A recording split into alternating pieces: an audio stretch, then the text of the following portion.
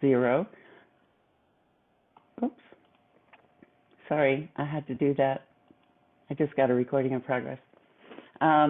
So you can see that transportation emissions, if we want to be able to achieve our 2040 net zero target, we have to reduce our emissions by, say, 60% or something like that from transportation. So let me go on. And the strategy for doing that, obviously there's a lot of ways to reduce transportation emissions. The big lift here is that our goal is to have 40% of the vehicle miles traveled, whether they be by car or by public transportation or bike or whatever, that they be electrified. Transit, we want to up the transit travel and also increase, obviously, biking and walking. So the guidance that we got in making up the goal and coming up with the goals was that last time around with the community climate plan, there were way too many goals and actions and things like that, and we needed to really focus in on just a few goals. So here they are. Number one, I already mentioned that 40% of the total vehicle miles traveled have to be electrified, and as part of that, that electric vehicle ownership is diverse culturally, geographically, and economically. The goal number two is sort of obvious. You need to have the charging infrastructure in place to be able to support all of those electric vehicle miles traveled. Again, it's really critical that charging infrastructure be equitably dispersed. And then number three is the goal that really acknowledges that transportation electrification can be a benefit in jobs and health. And so making Austin, the Austin Round Rock San Marcos MSA, a leader in that. And obviously Tesla is a great example of the jobs that it's bringing to town. And I have to say, we have other manufacturers in the area that are working on electric transportation. So I'm going to just talk briefly about mainly focusing on goals 1 and 2, because I think those are the things that impact you more directly. The really bold and aggressive thing to look at is that if we want to be able to have 40% of our vehicle miles traveled in the city of Austin electrified, we're going to need 460,000 electric vehicles on the road. Compare that to the number that we have in Travis County right now is about 6,000 to 8,000. So we've got a lot of work to do. And so this is basically sort of laying out what we need to do to make that happen. I can say, and I will say bluntly, that although the whole effort for the climate plan was driven by equity and it had a very diverse set of stakeholders involved, our advisory group was the least diverse. So the first thing we wanted to do is have a strategy that we would work with the community to really start looking at a community needs assessment to see how we can really help to improve access to electric vehicles. Obviously, incentives are going to be part of that. Things like reducing tolls in the Eastern Crescent for EVs are a possibility. Making sure that we have an e-bike and electric car sharing program that is dispersed around the city. And then importantly, we need to make sure that fleets, both public and private sector fleets, are electrified.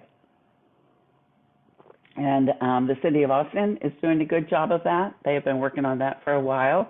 And I'm real pleased to say that TxETRA has been working on a project, sort of the Austin-San Antonio region. And both, as part of that, both Travis County and Bexar County last month adopted approved resolutions, the commissioners did, that said they were going to now move toward electrifying their fleets. And more than that, they said, we're going to not only set that as a goal, we're going to figure out how to do it and put a plan in place, which is really critical. Because what I find is that a lot of people are excited about the idea of electric vehicles and and electric transportation in general, and they say they want to do it, but until we actually get some numbers and detailed plans and accountability in place, especially with things like public entities, I think we're still sort of shooting in the dark. So let's see. Then the second thing is about infrastructure, and the estimate that we have of the number of charging ports that we need to be able to support that many electric vehicles is a rather astounding 37,000. So the question is, how are we going to do that? If you're not familiar, there are three types of chargers: level 1, level 2, and DC fast chargers. Level 1, you can just plug into a 110. Level 2 uses 220, 240. And then the DC fast chargers, those are sort of the monster 150 kilowatt chargers that you see that are public chargers. And so in order to do that, we need to, number one, make sure that there is an accessible network of charging stations around the city. I do want to focus a little bit on this word, incentivizing internet-connected smart charging, because you can imagine if we had 460,000 electric vehicles, everybody plugged them in at once to charge them. Austin Energy is not going to like that. That is going to drive a huge peak. The fact of the matter is, we have plenty. We probably have lots and lots of capacity as long as we do it at the right time. So, for instance, if you have a charger at home, charging overnight makes a lot of sense because there's all that wind capacity that's not being used. So we want to make sure that the charging is internet connected so it can, for instance, be controlled and is used in a smart way. There's also the possibility in the future, it's not that accessible right now, to have it be a two-way charging system so that if you have 460,000 vehicles connected, not necessarily charging, and you have a peak coming, you could actually have the electricity, the energy go the other way from the cars so that they're actually serve as a distributed power source. The third thing on here is very critical, and that is, and this is something that will really affect the kinds of things that you all do, and that is to adopt new energy and building codes, because it's a heck of a lot cheaper to install charging in a building if you have planned for it in the beginning, obviously to make sure the circuits are right, you've got the adequate capacity in your lines. And so having an EV-ready code requirement is something that a lot of cities have already done. The city of Austin in 2018 said the council passed a resolution saying they wanted to do that, but they haven't done it yet. And then lastly, to expand outreach to underserved groups.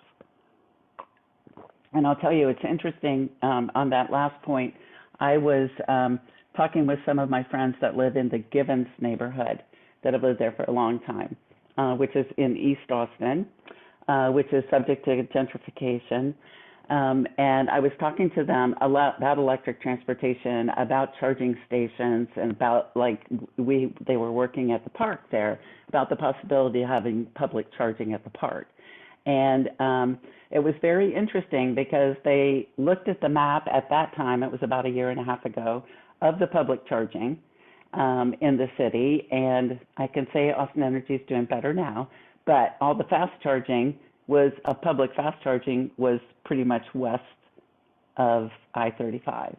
And one comment I got was, well, heck, if I look at this, it looks like I couldn't have an electric vehicle because there aren't any charging stations. Well, number one, 80% of the people charge at home right now, although we do need more charging in multifamily. We need street side charging, we need workplace charging, et cetera. The other thing that I thought was really insightful, one person asked, they said, I want to know if charging stations and electric transportation are like dog parks or are they like cell phones? to them. So these folks that were having an issue about would there be a dog park and it being sort of dog parks to them were a symbol of gentrification, or were they like cell phones, which in the beginning just rich people had, rich white folks basically, and now they're completely adopted across our society. So I think, to be able to, if you're working in a community, to make sure you understand the community's perspective on what's going on. We did a survey a while ago, earlier this year, asking Texas EV drivers, where would you like more charging stations? Not surprisingly, a whole bunch of people said highways, because obviously we need border-to-border charging all the way across the state, and that's another issue.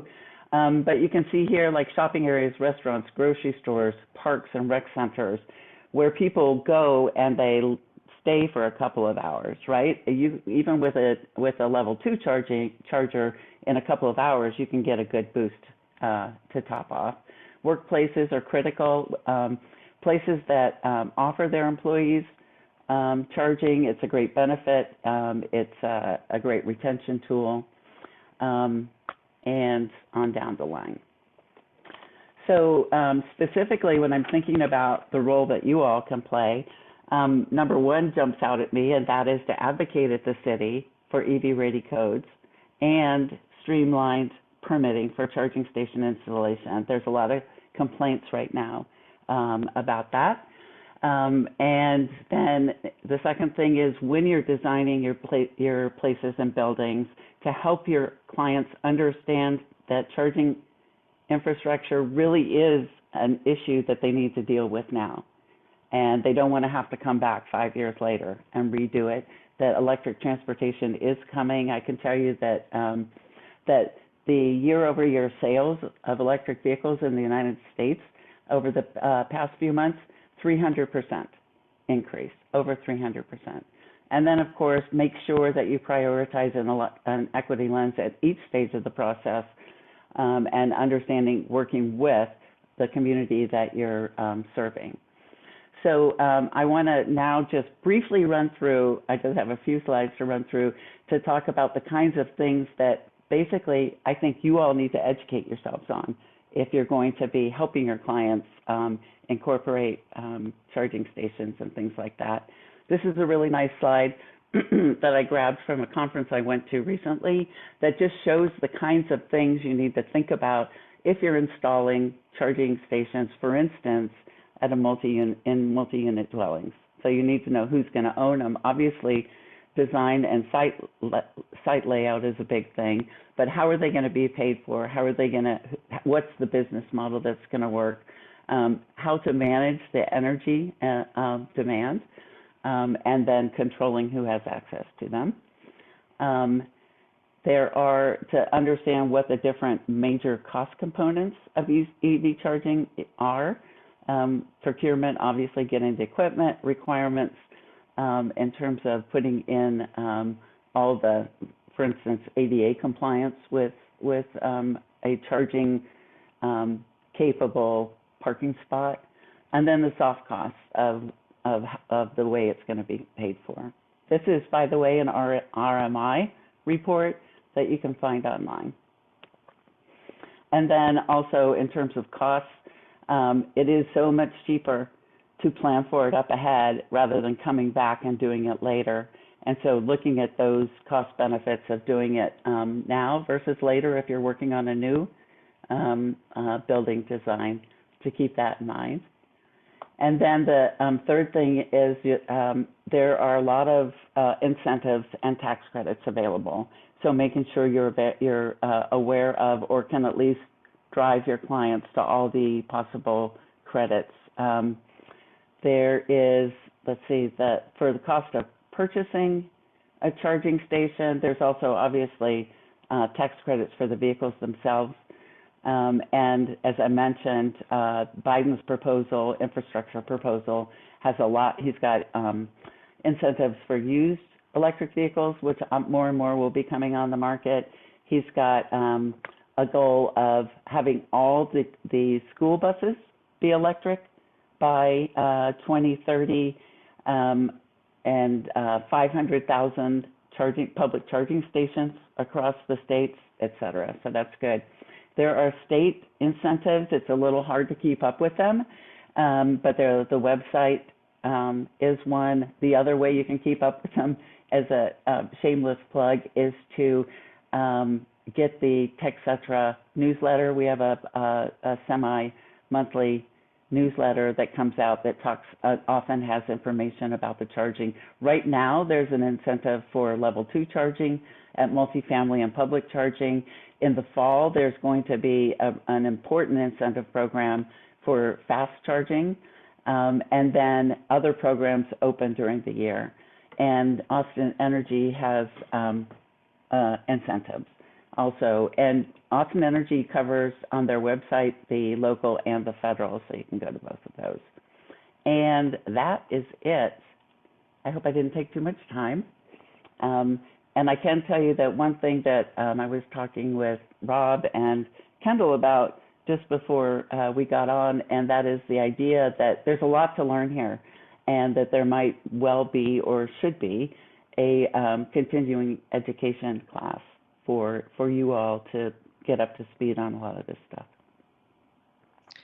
Yeah, and I also think it would be very useful for us to share with our clients as well, Laura, in terms of talking to them about the importance of what to do when and all that. And Yeah. they're also especially always interested in incentives. Yes, right. Well, and the fact of the matter is, for instance, the cost of vehicles is really coming down, and people can get into an electric vehicle almost at parity now. I mean, obviously, you can buy an electric Porsche and spend as much money as you want, but you know, my friend just leased a Leaf, and it's as cheap as the car she was driving before then. But yeah, definitely helping them with incentives and helping them really understand. I mean, somebody has to walk them through the whole, you know, all the different elements involved. Yeah, absolutely. Well, I just wanted to open it up to questions from the audience for the next few minutes. So please unmute yourself and go ahead and ask anything that you want.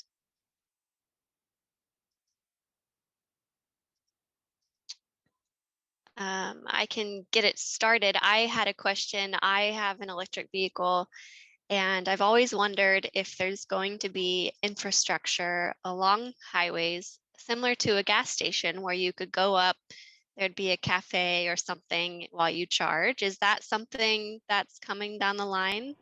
Yes, and there are some already, you know, like you're talking about like Buc-ee's or something, right? When you're traveling along. Yeah. And yeah. And that's definitely something that is going to be in the sights of the federal administration's proposal for 500,000 new charging stations. It's a little unclear whether they're all going to be fast chargers or not, but that's already happening. And again, one of the things people need to understand behind the scenes as we go forward, folks like you that are actually working in the field, is that this is new energy demand, right? So utilities love it because they're going to sell a lot more energy, right? So that's good. But you want to do it in an efficient way so that you're not, so you're making the most of the infrastructure of the utility that you have already. And so one of the exercises that TechCetra went through was to look at the map of major highways, evacuation routes, and things like that of Texas, state of Texas, and to figure out the optimal way to make sure that there are fast chargers every 50 miles along those. And there is a way to do that, to connect them up to transmission lines, you know, out in West Texas. You don't want to have to start building all new infrastructure and things like that. So unfortunately, the legislature did not adopt the legislation that we had proposed, where they would really get serious about this. But we are planning a grant application for the fall to get working in more detail on that. But I should say one other thing, and that is that, you know, Tesla has their own sort of closed network, and Right. and they have more There are more of them. People that are, in fact, that survey that we did, we asked people if they drove a Tesla or something else, and then we asked them, do you tend to avoid long distance travel in your electric vehicle? And it was so interesting. 60% of non-Tesla drivers do, and only 30% of Tesla drivers avoid it. So it's very clear. But just this week, Tesla announced that in the future they are going to be opening up their network to other people. Great. So that's great. Yeah. And that has been. Sorry. Yeah, that has been a real barrier for us. We don't have a Tesla. So. Well, and it's annoying. Yeah. It's like, why should they get it and we don't? Yes. But they have but keep this in mind, they have about 27,000 chargers in the United States, and Biden's talking about adding 500,000. So it will open things up, but we still have a long way to go. Yeah, that's great. I see Catherine put something in the chat related to choosing what to install in parking garages for commercial, multifamily, or single family projects. Great. Thanks, Catherine. Is there anything you want to say on that? I would say that certainly Austin Energy is a great resource. Fourth is a great in Portland, an organization out of Portland is a great resource. Plug-in America is a great resource. RMI has done a lot of really terrific work. So there are a lot of folks out there that are helping. Yeah, I would say, single family projects, you might put in a 220, which allows you to charge in about 4 hours. If you just plug it into the wall with your 110, it's going to take you a day. But think about this. The average commute for people driving cars is 40 miles.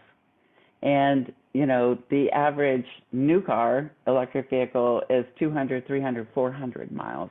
So you can come home and plug it in. It's not a big deal. So getting an electric vehicle, if you live in an existing single-family house, should not be a problem. Multifamily is a much bigger problem. We just plug ours into the wall. We haven't. We also rent, and that's a different kind of issue, is with rental properties, getting your landlord to agree to install it. Ours hasn't, so I'm sure that others have had the same issue. So that's another interesting barrier. Jamie put a question in the chat. What does it typically cost to install home charging? So I'm going to say on the order, Amy might know, but I haven't done this, so I don't know. And it depends, like if you want to put in a level 2 with 220, if you have 220 there or not. The charging station costs about, I think, around $1,000, but then there's an incentive for it. So it could vary. That's great. All right. Any other questions?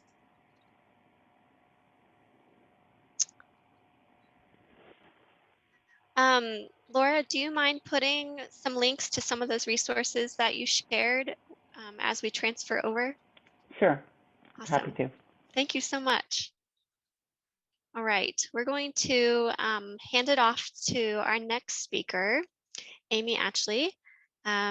She is, there she is. We were having some technical difficulties, so glad we figured that out. Me too. Thank you so much. It's great to be here with everybody today on this almost 4th of July weekend. So thank you for being here today. And Laura, that was great. A great setup to talk a little bit more local here in Austin, giving us that state perspective. So thank you for that. I'm just going to start with introducing who I am and the work that I'm doing. My name is Amy Atchley. I'm with Austin Energy. I am the senior lead for the EV Equity program. I'm going to share my screen here so we can kind of get a visual going. I've been with the utility now for a little over 4 years. Are you getting my screen share now, guys? Oh, Yes, we can didn't see want it. you to see that yet. Okay, great. And I've been bringing frameworks of equity through our electric vehicle program, through program design, community development, infrastructure deployment, and specifically working with our communities that have been underserved. And before I get into that, I want to give a little history on Austin Energy just to kind of bring us all up to speed here. So we have been in operation since 1895. We are the third largest city-owned municipality in the United States. We are serving over 400,000 accounts, reaching well over 1 million customers here at Austin Energy.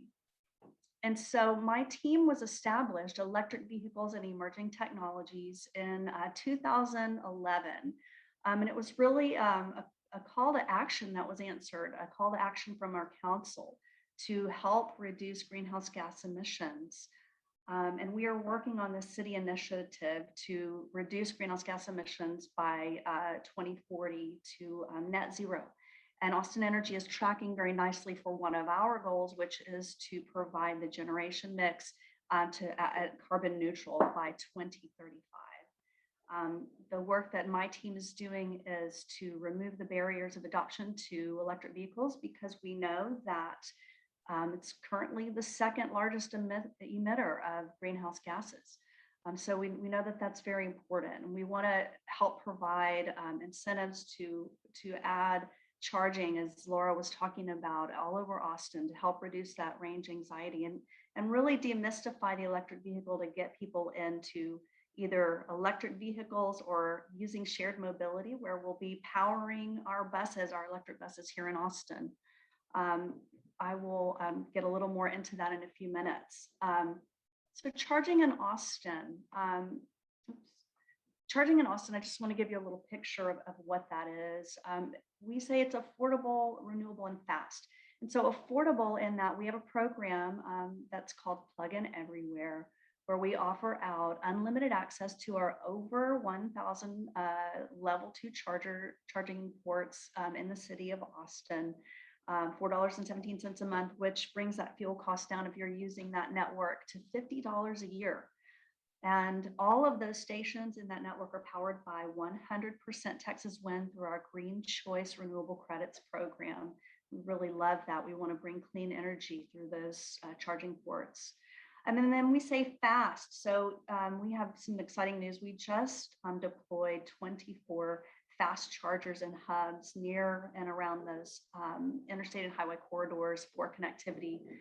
There was a question asked about when will we see these at gas stations, and we're already starting that. We've got one right now that is coexisting at HEB Mueller. I don't know if you've seen that yet. And then we also have one now at the airport. But we do have these 24 that are in hubs, and we try to do things like put them near the greenbelt where people can go plug in and take a walk, or near a place for a coffee. We also want to support with fast chargers. It's not necessarily targeted towards just city, regular everyday people driving. It's really targeted towards traveling, or those that are the high mileage vehicles like TNCs, Uber, and Lyft. And so we will continue with the fast charging deployment and supporting rebates for that, as well as deploying level 2 charging. And so that kind of brings us to my role. So I am working, as I mentioned earlier, specifically on equity. We really want to create this future of mobility that is inclusive of everyone. And some of the tactics that we're doing in that program is through this program I head up called EVs Are For Everyone, where we provide the things I mentioned: the outreach, program design, community development, and infrastructure deployment, as well as doing things like getting in the community to promote EMobility.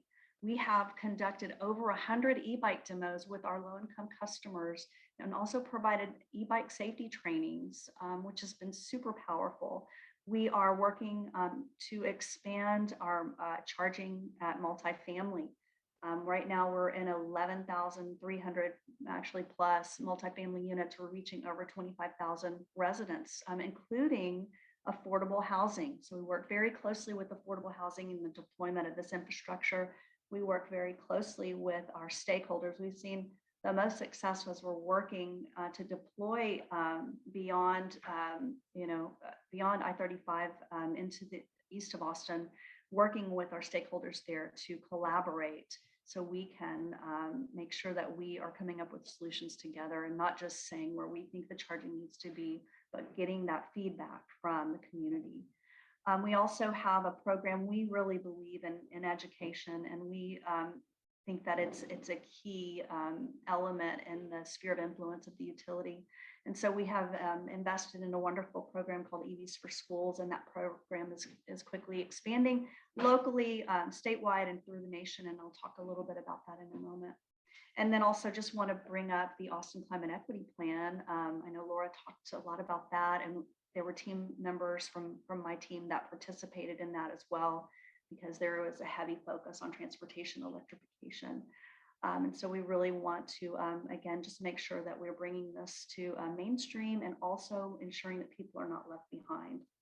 And the way that we do that is we create human-centered design programs, as I alluded to in the previous slide. We are taking feedback from the community with surveys, with focus groups. We're listening to the voice of the people to help us in our design. It's absolutely critical that we are putting programs out there that are wanted and needed. So we're solving real problems. The e-bike demos I mentioned, this is a real live resident here. Her name is Maria. She's a single mother of 2 kiddos. She did an e-bike test drive with us, and she was going around the track. You can see most people take it around a couple of times, but she kept going around and around, and she came back with this big smile on her face, and she loved it. She, had this light bulb moment where she said, "I can take my kids to school and I can get to the store." And, it really sounds maybe, like kind of a simple thing, but it's actually can be life-changing.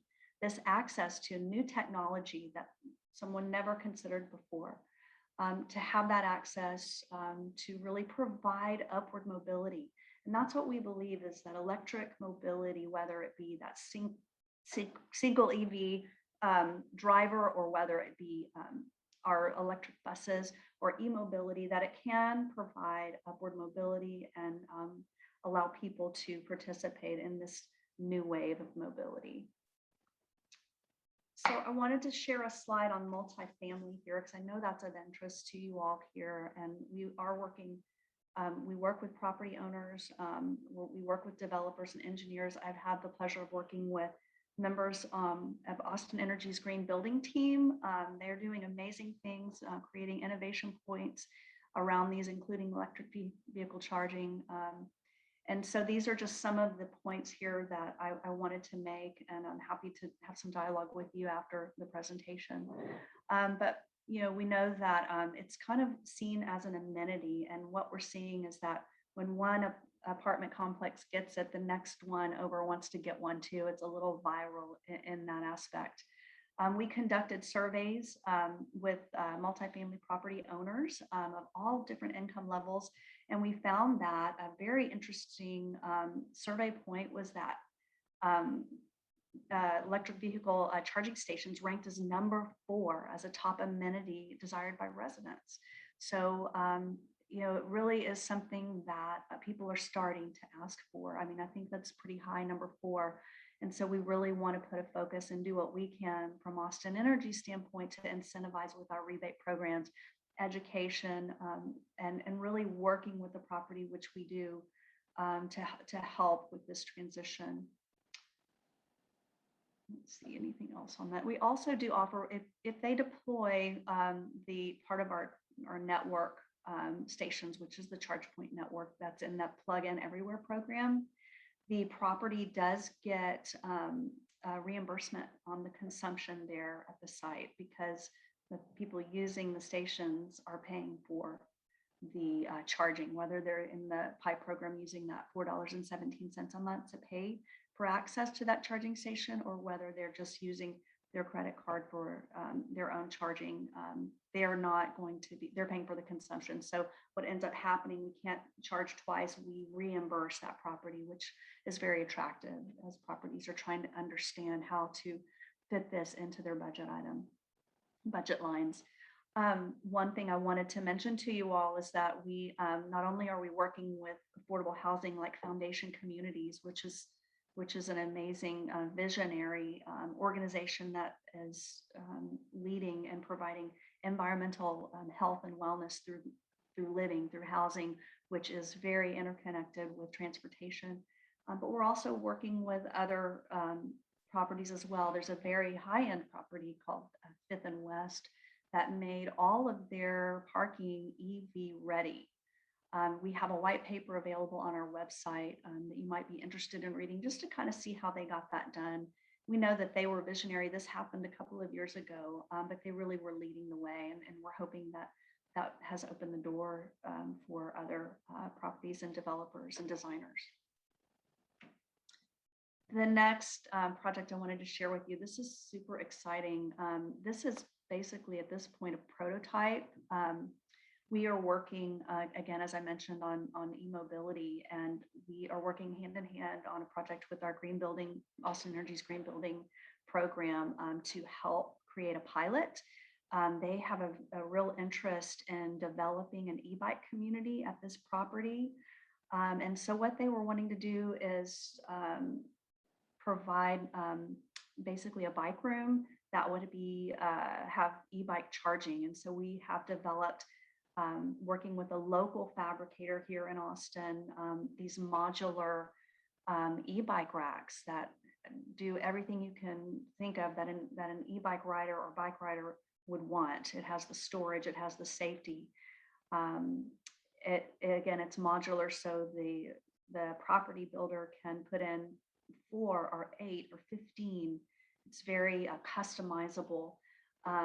This particular pilot is real exciting to us as well, because it's going to cater to 20% of affordable housing residents that we're going to be in this pilot, carving out a percentage to make sure that those folks are going to participate, have an opportunity to participate in that program.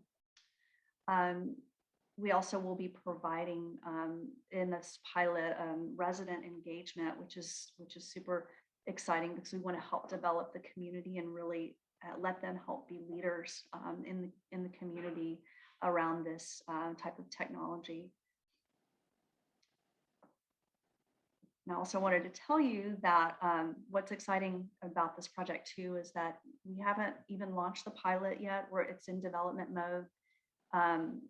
The building has broken ground, and I know you all know how long that takes to break ground and then get to the final ribbon cutting day. But we've already got several property owners and designers and developers that are on the waiting list for this prototype here as soon as it's launched. So it's been very just well received, and we find the properties are really wanting this new technology. The other thing I wanted to share with you was really our community building efforts, especially around first and last mile solutions. And so when I mentioned about doing our e-bike demos, one of the things we've just wrapped up, in fact, I just saw the draft versions of the videos. We've created a video campaign to help with training around how to use an e-bike. And the city of Austin has launched this e-bike share program that's rebranded called Metro Bike, and it's public bike share, and they have a brand new e-bike fleet, and they are going to be available across the city of Austin, and they are located in some of our specific affordable housing properties, such as the Housing Authority of the City of Austin. In the video, we used real residents that you'll see Sandra and BJ, their mother and son. They're pillars of the community in Haka, and they actually are part of their Smart Mobility Ambassador program, where they help other residents plan trips, and they are actually actors in the video. And then you'll see over here, we have Stevie, the EV11 T-Rex. This is one of our marketing campaigns. And Stevie kind of helps break the ice and brings the fun to riding e-bikes into transportation electrification. Stevie, as a thought leader and presenter of our programs, he's been, in the field with millions of years of experience. So we love Stevie. The next thing I wanted to just impart to you today was talking more about our education program. We feel that we have an opportunity to reach families, specifically kiddos, when we're talking about climate impact. We know as we're doing outreach with students that they have concerns. They understand that a climate issue is going to be one of the greatest challenges of their generation. And so they are very excited to get involved with programs around green energy. And so we launched a program called EVs for Schools, which combines electric vehicle charging with curriculum at public school campuses. And we did the first pilots at 4 Title I schools here in the Austin area, initially reaching over nearly 7,000 students with the Educational Living Lab.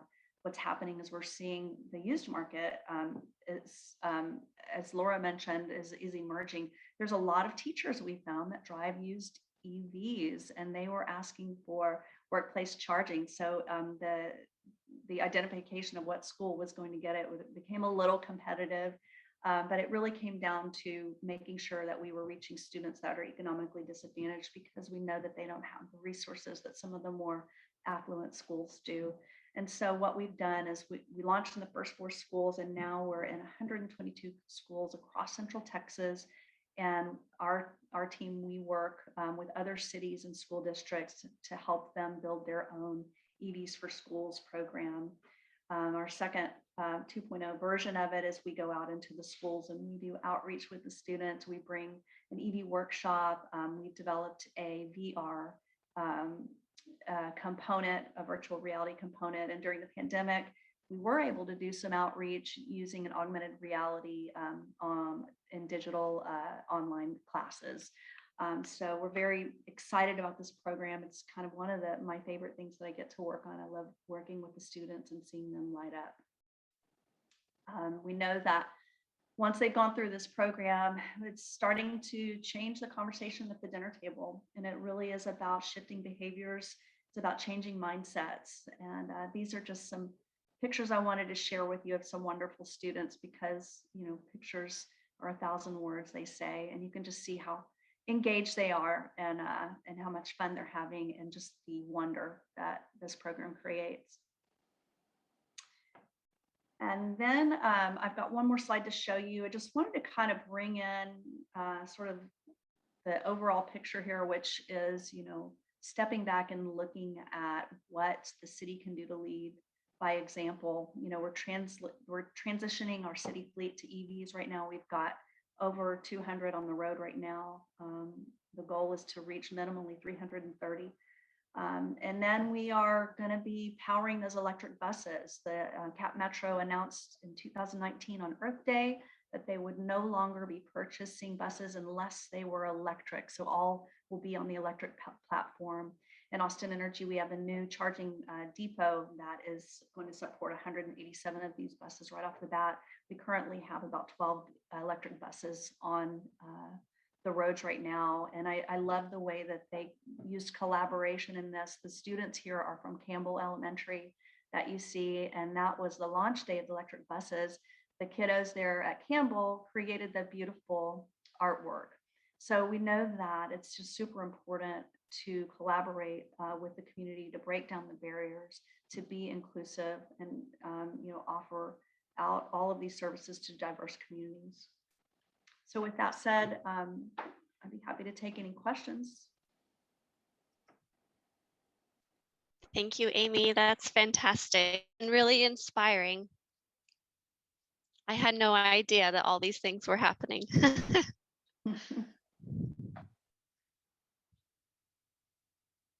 Does anyone have any questions for Amy?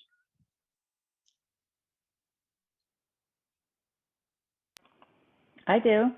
Sometimes we have a shy group. I have a question.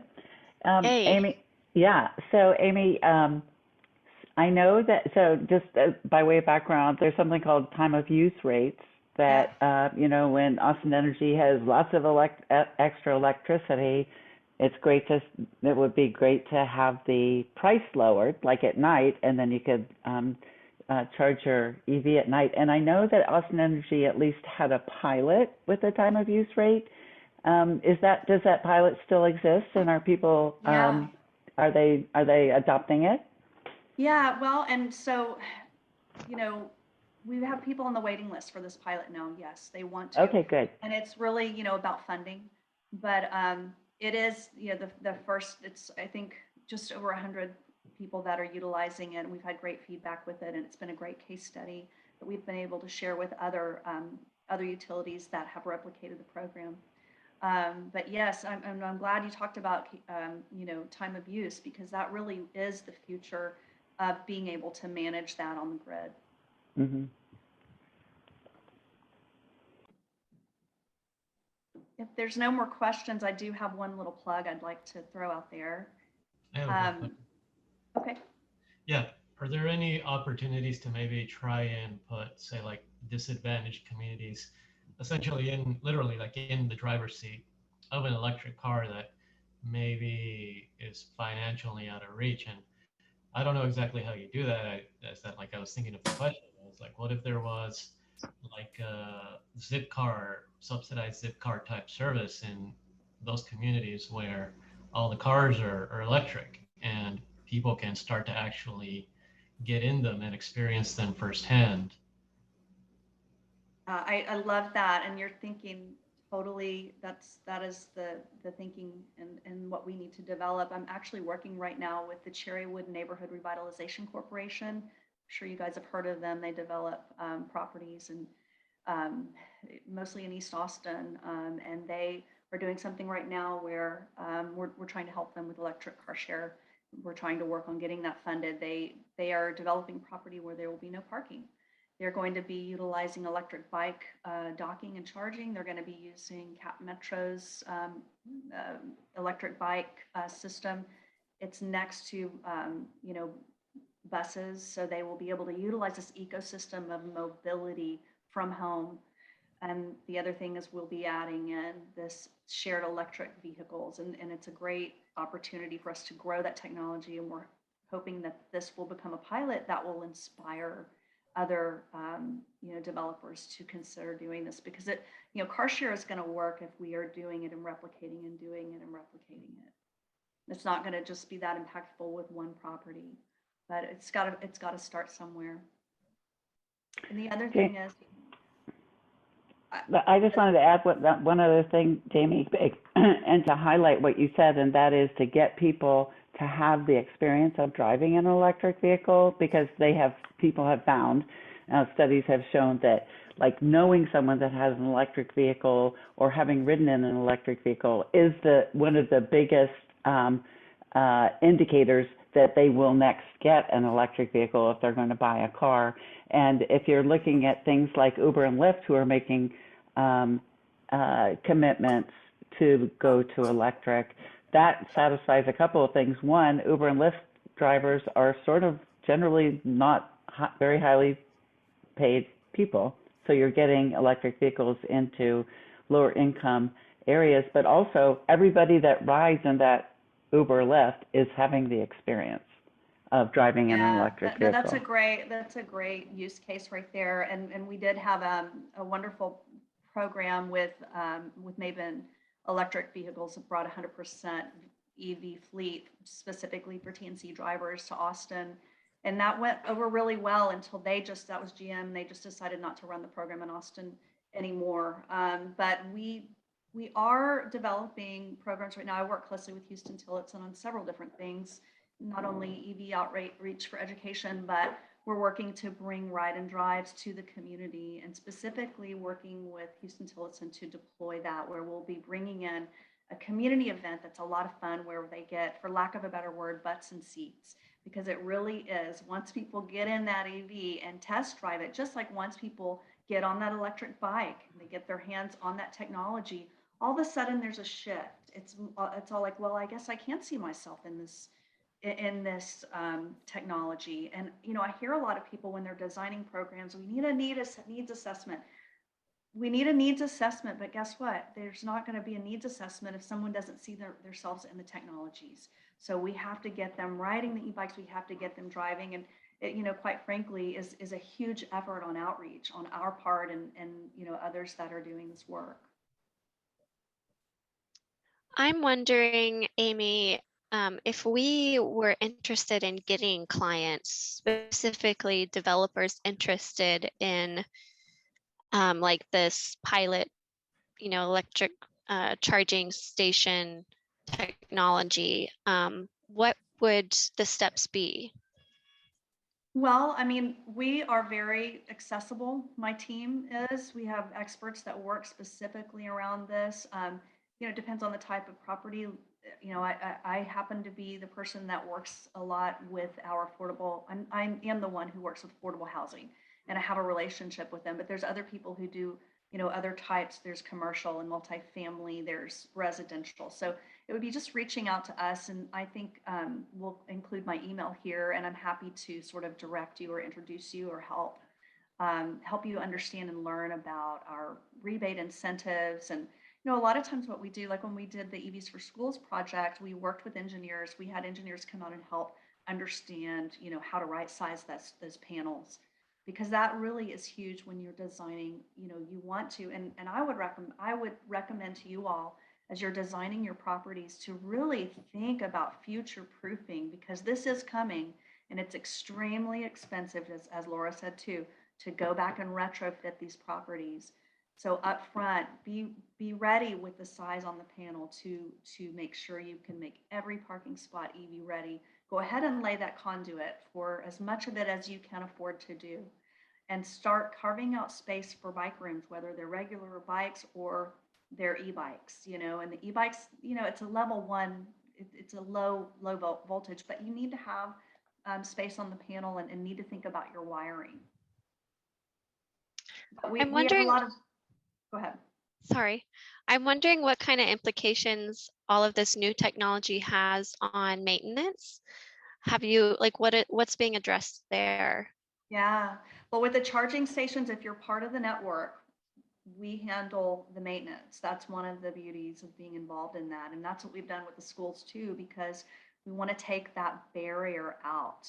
So, you know, if it gets vandalized, that's not really the maintenance issue. But if something breaks down, we help identify and diagnostics for that. And ChargePoint is in, that's part of the plan. As you become a host, as that property becomes a host, that's part of the agreement. That's great. I do see that Bill, sorry, has a question in the chat. If there's any information regarding the time of use pilot by Austin Energy publicly available. Yes, it's on our website. If you go to, let me put this in real quick. I'm going to put in plug in Austin, because there's all kinds of information on this website. This is the Austin Energy website for electric vehicles. And you can find it's called EV360, okay? EV360, and there's also, I think online too, there's a white paper there. And then I'll put Fifth and West to search for that as well. And that would be the Fifth and West property that I mentioned that went all EV ready. Is that white paper is available on the multifamily charging page. And then one more thing I want to drop in here, if you're interested in buying an EV, or if you want to learn more about that process, we have launched a new, it's award-winning new website called ev.austinenergy.com, which is an EV buyer's guide, where we're working with the local auto dealerships on education, and also to that EV buyer's guide is really to improve that customer EV buying experience, where people can go on to that website and they can identify what car they would like to get into, what car is available. It's lifetime inventory that's available, and there's a focus on used vehicles, so that we can really help promote that, because $4.17 a month for your fuel charge, used electric vehicle for $6,000, no more oil, no more maintenance. We think that it's a great deal, and we really want to demystify that message. So that's one thing that you can do if you go into Austin Energy, ev.austinenergy.com. That's great. I mean, I can say I love my electric vehicle. There've definitely been, we've seen how fast the technology is changing just in the past year or two. So it's exciting to see. Yes, it does. It's coming quickly. We're up to about 13,000 registered EVs in the city of Austin. And I know that sounds small, but as Laura mentioned, year over year, the growth is just exponential. So now we just need to make sure that everybody has an opportunity to participate, that it's not just one segment of the population. Yep, for sure. Well, we appreciate you, Amy, and what you're doing, and Laura as well. Thank you guys so much for speaking to the group today. And I'm sorry if my connection isn't the best, but hope that we can stay in touch. And if anyone has any questions, I'll be sure to forward those to you all. Happy to be here. Thank you. Thank you so much. And feel free, guys, to reach out if you've got projects that you want to talk through. Happy to help you with that. Great.